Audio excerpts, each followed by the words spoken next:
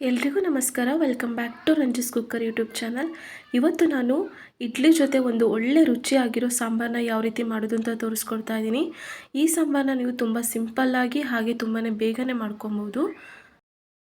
2 tomato, 2 ಈರುಳ್ಳಿ ಹಾಗೆ 4 ಹಸಿಮೆಣಸನ್ನ ಕ್ಲೀನಾಗಿ ವಾಶ್ ಮಾಡಿಬಿಟ್ಟು ಕಟ್ ಮಾಡ್ಕೊತಾ ಇದ್ದೀನಿ. ಕಟ್ ಮಾಡಿ ಆದಮೇಲೆ ಕುಕ್ಕರ್ಗೆ ಹಸಿಮೆಣಸು, ಈರುಳ್ಳಿ, ಟೊಮೊಟೊನ ಹಾಕ್ಕೊಂಡು ಸ್ವಲ್ಪ ಬೆಳ್ಳುಳ್ಳಿ ಹಾಕ್ಕೊತಾ ಇದ್ದೀನಿ. ಇವಾಗ ನಾನು ಸ್ವಲ್ಪ ತೊಗರಿಬೇಳೆನ ವಾಶ್ ಮಾಡಿಬಿಟ್ಟು ಹಾಕ್ಕೊತಾ ಇದ್ದೀನಿ. ಇವಾಗ ಸ್ವಲ್ಪ ನೀರು ಹಾಕ್ಕೊಂಡು ಕುಕ್ಕರ್ ಲಿಡ್ನ ಕ್ಲೋಸ್ ಮಾಡ್ಕೊಬೇಕು. ಅದಕ್ಕಿಂತ ಮುಂಚೆ ನೀವು 1 ಟೇಬಲ್ ಸ್ಪೂನು ಆಯಿಲ್ ಹಾಕ್ಕೊಂಡ್ರೆ ಸ್ವಲ್ಪ ಬೇಗನೆ ಸ್ಮೂತಾಗಿ ಬೇಯುತ್ತೆ. ಇವಾಗ ಕುಕ್ಕರ್ ಲಿಡ್ನ ಕ್ಲೋಸ್ ಮಾಡಿಬಿಟ್ಟು 2 ವಿಷಲ್ನ ಕೂಗಿಸ್ಕೊತಾ ಇದ್ದೀನಿ.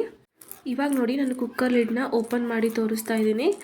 ಈ ರೀತಿ ಸಾಫ್ಟಾಗಿ ಬೆಂದಿರಬೇಕು.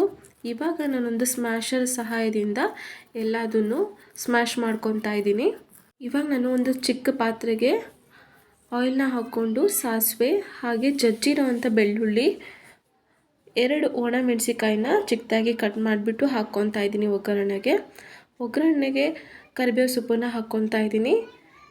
ಇವಾಗ ಅದೇ ಒಗ್ಗರಣೆಗೆ ರೆಡಿಯಾಗಿರೋ ಬೇಳೆ ರಸನ ಹಾಕ್ಕೊತಾ ಇದ್ದೀನಿ.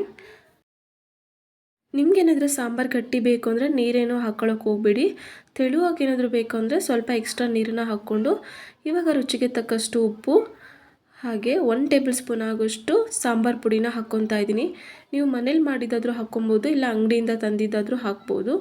ಇವಾಗ ನೋಡಿ, ಎಲ್ಲದನ್ನು ಒಂದು ಸಲ ಮಿಕ್ಸ್ ಮಾಡಿಕೊಂಡು ಒಂದು 5 ನಿಮಿಷ ಕುದಿಸಿದ್ರೆ ಸಾಕಾಗತ್ತೆ. ಈ ಸಾಂಬಾರನ್ನ ನೀವು ಒಂದು 5 to 10 ಮಿನಿಟ್ಸಲ್ಲೇ ಮಾಡ್ಕೊಬೋದು. ತುಂಬಾ ರುಚಿಯಾಗಿರುತ್ತೆ ಹಾಗೂ ತುಂಬಾ ಸಿಂಪಲ್ಲು ಮಾಡೋದು ಕೂಡ. ಒಂದ್ಸಲ ಟ್ರೈ ಮಾಡಿ ನೋಡಿ. ಹಾಗೆ ರೆಸಿಪಿ ಹೇಗೆ ಬಂತು ಅಂತ ಕಮೆಂಟ್ ಬಾಕ್ಸಲ್ಲಿ ಕಮೆಂಟ್ ಮಾಡಿ. ಇನ್ನೊಂದು ಚಾನಲ್ನ ಯಾರು ಸಬ್ಸ್ಕ್ರೈಬ್ ಮಾಡಿಲ್ವೋ ದಯವಿಟ್ಟು ಸಬ್ಸ್ಕ್ರೈಬ್ ಮಾಡ್ಕೊಳ್ಳಿ. Thank you for watching.